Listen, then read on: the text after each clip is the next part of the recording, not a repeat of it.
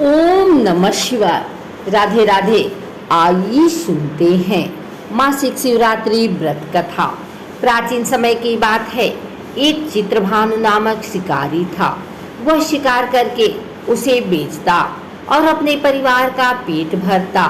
वह उसी नगर के एक साहूकार का कर्जदार था और आर्थिक तंगी के कारण समय पर उसका ऋण नहीं चुका पा रहा था, जिससे साहूकार को गुस्सा आ गया और शिकारी चित्रभानु को शिव मठ में बंदी बना लिया।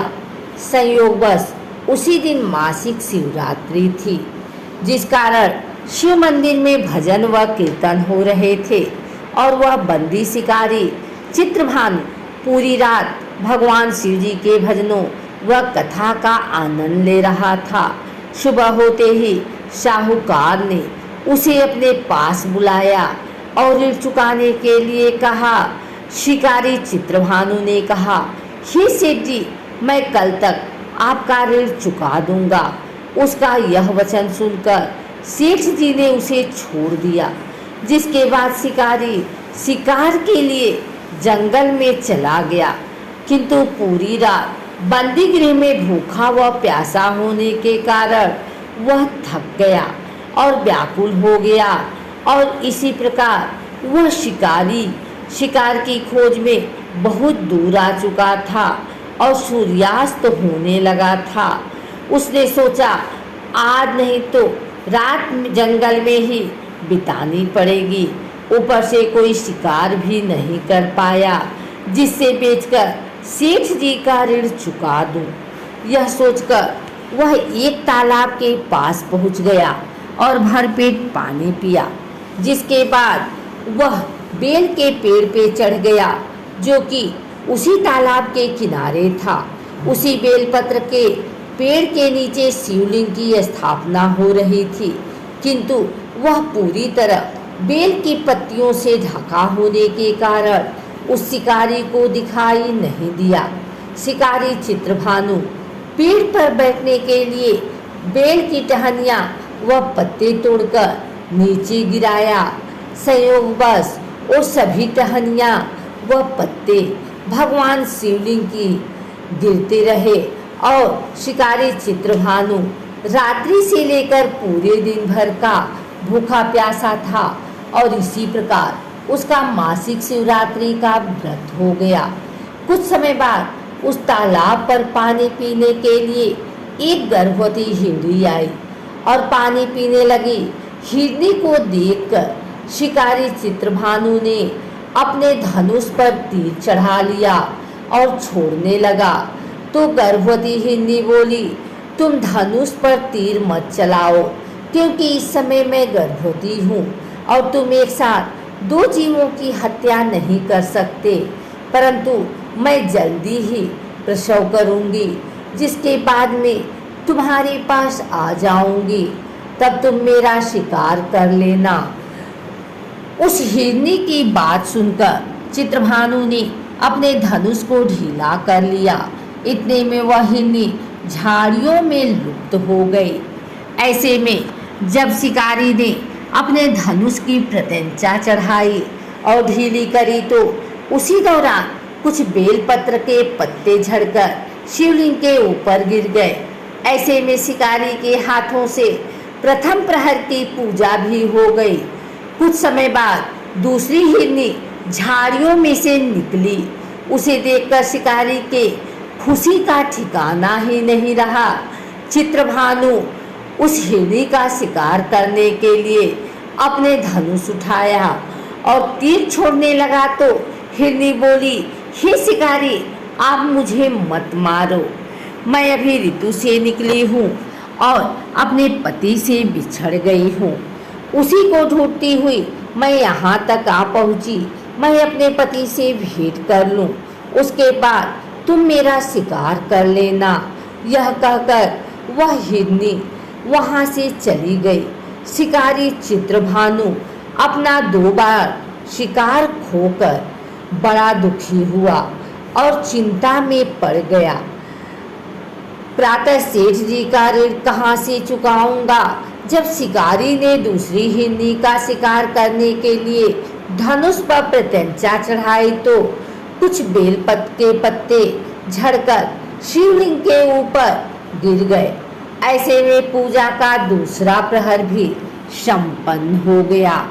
ऐसे में अर्धरात्रि बीत गई और कुछ समय बाद एक हिरनी अपने बच्चों के साथ तालाब पर पानी पीने के लिए आई। चित्रभानु ने जरा सी देरी नहीं की और धनुष पर प्रत्यंचा चढ़ाई और तीर को छोड़ने लगा। इतने में वह हिरनी बोली, हे शिकारी, आप मुझे अभी मत मारो। यदि मैं मर गई तो मेरे बच्चे अनाथ हो जाएंगे।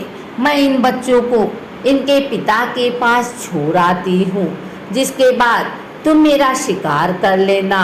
उस हिरनी की बात सुनकर शिकारी चित्रभानु और जोर से हंसने लगा और कहा, सामने आया शिकार को कैसे छोड़ सकता हूँ? मैं इतना भी मूर्ख नहीं हूँ, क्योंकि 2 बार मैंने अपना शिकार खो दिया, अब तीसरी बार नहीं।